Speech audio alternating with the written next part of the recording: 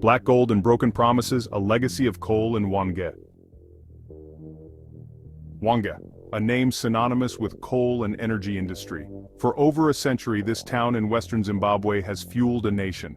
The discovery of vast coal reserves in the late 19th century transformed Hwange from a sleepy outpost to a bustling hub. The promise of jobs and prosperity drew people from across the country and the region. Generations toiled in the mines, extracting the black gold that powered Zimbabwe's growth. But this progress came at a price.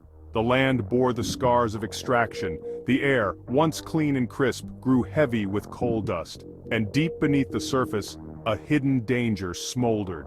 The very substance that brought prosperity to Hwange now threatened its future. The legacy of coal, once a source of pride, began to cast a long, dark shadow. The story of Hwange is not unique. It echoes the narratives of countless mining towns around the world, places where the pursuit of resources has exacted a heavy toll on the environment and its people. But Hwange's story is particularly poignant, a stark reminder of the enduring impact of our reliance on fossil fuels. The fires burning beneath Hwange are a potent symbol of the hidden costs of our energy choices. The earth burns beneath. Unseen fires, visible scars. Beneath the surface of Hwange, the earth burns, unseen yet ever present. Coal seam fires, ignited decades ago, rage on unchecked. These subterranean infernos, fueled by the very resource that sustained Hwange, now threaten to consume it. They are a silent, insidious menace, leaving a trail of destruction in their wake. The air hangs heavy with the acrid smell of sulfur. The ground is warm to the touch, a constant reminder of the inferno below. Cracked spiderweb across the earth, spewing noxious gases. An 8-year-old girl, Alicia Musvite, was out playing with her friends and went behind a bush to go to the toilet. But as she crouched down, the ground beneath her shifted, pulling her into one of the underground fires. An ant pulled her out to safety, but Alicia's legs were badly burnt and they had to be amputated. More than a month after the accident, the little girl died from her injuries.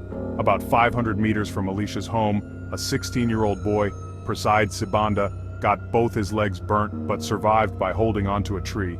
Countless survivors have now been recorded in Hwange. These survivors are not only left with physical scars, but they are also left psychologically wounded. A report by the Center for Natural Resource Governance, CNRG, says coal seam fires ruin lives in Hwange. Some of the victims, who are now adults, were injured while young and had their future ruined by the permanent injuries, lengthy periods spent in hospitals, and unending excruciating pain that has become a permanent experience in their lives, largely due to inadequate therapy they received. Wildlife and vegetation are also not spared, destroyed, leaving behind a scorched and barren landscape. The fires creep ever closer to homes and schools, their fiery breath a constant threat. The environmental consequences are devastating. Toxic fumes pollute the air, leading to respiratory problems and other health issues. Water sources are contaminated, poisoning both humans and wildlife. The land, once fertile and productive, is rendered barren and lifeless.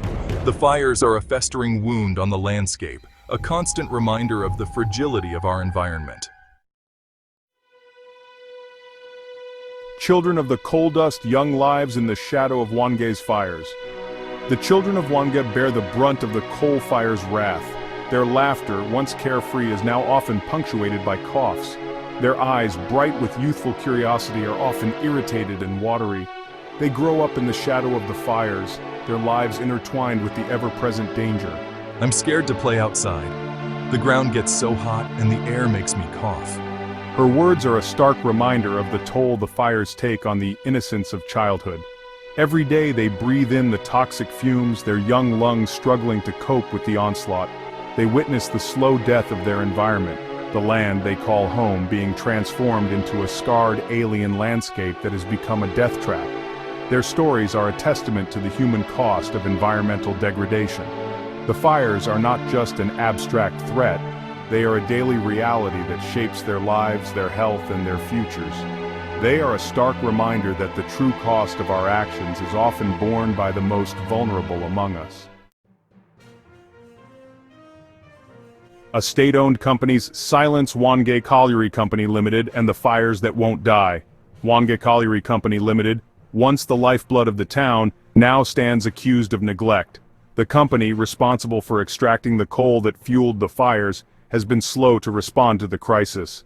Their silence is deafening, their inaction inexcusable. A former mine safety officer at the state-owned Hwange Colliery Company Limited, HCCL, who declined to be named for personal safety reasons, told Oxpeckers that most of the fires in Hwange are concentrated in areas previously mined by the company. Heavy blasting and tunneling under the town has destabilized the ground and created fissures large enough to allow underground fires or gas explosions to reach the surface as explosions or mini-earthquakes, he said. Many suburbs were built on top of burning coal seams. I'm afraid there won't be much of Hwange to save when disaster strikes, he said. You never know you are sitting on one until the ground caves in and drops you into a cauldron of hot ash, hot gases, or smoldering coals. The temperature is high enough to reduce bones to ashes in seconds. No one says much about it, but many have lost lives and limbs to coal fires. Despite numerous reports, studies, and pleas from the community, HCCL has failed to take meaningful action to extinguish the fires or mitigate their impact. Their response has been characterized by delays, denials, and a disregard for the plight of the people of Hwange. The company, once a source of pride and prosperity, is now viewed with suspicion and anger.